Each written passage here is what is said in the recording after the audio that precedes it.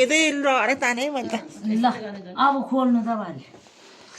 लु खोल्नु त वाउ कति लामो ल उभे लु त उभिएर देखाउनु पर्यो नि त ल त्यो कन्ट्रसम्म तिमीलाई राम्रो लागेन पढ्ने ल ल त्यो अहिले म यता देखाउ न यता देखाउ उभो त सानो लु उभो त ल तिम्रो चाहिँ कति भयो ल आफ्नो आशामा आनन्द गर सङ्कटमा धैर्य गर धैर्य धारण गर प्रार्थनामा निरन्तर लागिरहँ रोमी 12 को उसमा मलाई पुकार र म तँलाई जवाफ दिनेछु र तैँले नजानेका गहिरा र गुप्तका कुराहरू म तँलाई बताउनेछु आमेन यिर्मिया 33 को 3 ल ममा रह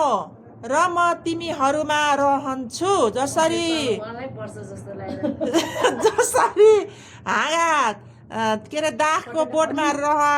रहेन भने त्यो आफैले फल फलाउन सक्दैन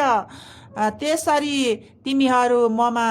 रहेनौ भने तिमीहरूले पनि सक्दैनौ युहन्ना 15 को 4 तपाईहरुको वचन मिलेछ कि छैन हेर्न ल रेशमाको पालो मलाई यो भिडियो गर्नु यहाँ उठाउनु रेशमाको ल ल मेरो आयो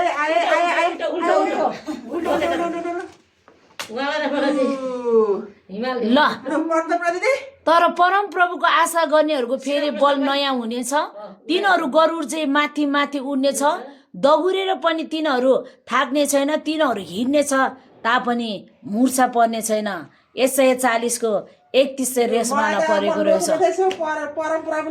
बल दिनुहुन्छ ओ आमेन ल धन्यवाद